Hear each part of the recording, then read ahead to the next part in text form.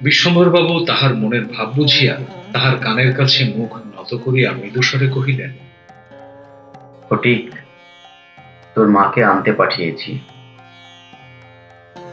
তাহার পরদিনও কাটিয়া গেল। ডাক্তার চিন্তিত বিমর্ষ মুখে জানাইলেন, অবস্থা বড়ই খারাপ। বিশ্বম্ভরবাবু স্তিমিত প্রদীপে রোগশয্যায় বসিয়া প্রতি মুহূর্তেই ফটিকের মাতার জন্য প্রতীক্ষা করিতে লাগিলেন। ফটিক খালাসিদের মতো সুর করিয়া করিয়া বলিতে লাগিল, এক বউ মেলে না, দৌ বউ মেলে না, আনা। কলিকাতায় আসিবার সময় কতকটা রাস্তা স্টিমারে আসিতে হইয়াছিল। খালাসিরা কাছি ফেলিয়া সুর করিয়া জল মাপিত।